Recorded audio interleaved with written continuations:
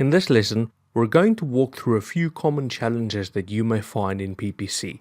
For each, I will either suggest useful questions to ask when resolving it, or simply give you a recommended solution. The first one we look at is people say that my ad stopped converting, it is still receiving clicks, and it's still costing money. The first question to ask here is perhaps the competition changed their offer to outsmart you. Did they do that? You might need to rework your points of difference or even your pricing structure. Remember, PPC is quite a dynamic game. You should also ask yourself, do we have any on-site problems such as payment buttons that are not working? And also, are you running a service that depends on seasonality or on time? This is important because people might research out of interest when it's low season or when it's not the time to buy.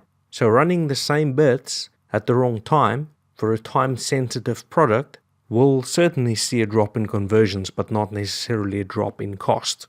Another issue is that people have got clicks on their account and it doesn't correspond with the clicks on their analytics account. Now, if you're running on a free version of analytics, it's quite possible because it only measures a sample of your traffic as opposed to all of the traffic.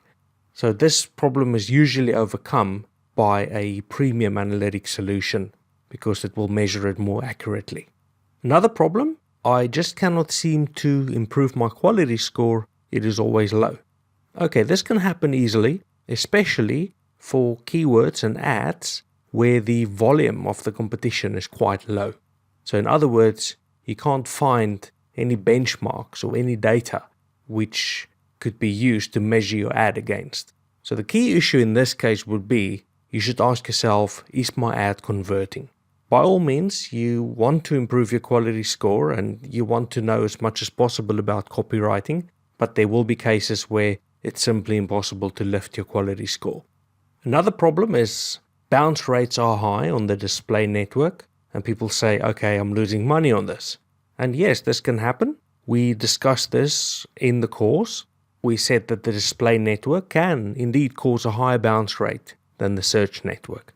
So it's crucial that you carry out the audits that we explain on the course to help you monitor for this. Also, people sometimes say my conversion rate is quite low in general and I'd love to sell more. Now the truth is that we all would like to sell more online, but you should use industry benchmarks to gauge if you're on the right path. Now, if you're way below those benchmarks, then there is a need to really learn more about conversion rate optimization. Remember, it will be an ongoing task, not a one-off task. Another problem is people say, well, it's difficult to measure results for my business. And this is possible, especially if your business doesn't generate online sales, for example, e-commerce, or you've got calls with a click-to-call ad. So in this case, you want to make sure that your keywords will always be a great match for the search intent of the user. Else you could simply be providing interesting information without actually focusing on sales. Remember to stay away from vanity metrics and really focus on the metrics that will help you to convert better. Another big problem is people say, well, I think that my competitors are clicking on my ads and that could be depleting our budget. And particularly in small businesses, people feel that way because they are measuring a smaller size traffic. So both Bing and Google have measures in place to protect you. But if you're in a high CPC industry where you're really paying a lot for your clicks, then you can always track IP addresses and you can block certain IPs from within Bing and AdWords. And of course, you can also audit this and you can query it if it's necessary. Another problem, people say, I can see meaningful time spent on the website, but it doesn't translate into conversions or engagement. Now, this is possible as well. If your ad copy aligns well with your landing page and there's a clear call to action, remember, people will still enjoy comparing and visiting many sites before they buy. And they do this to the extent that they can't always remember the name of your site. So here, it might be time to consider remarketing in order to reconnect with those visitors who moved on without converting. People also say, well, PPC is stressful because my employer has high expectations.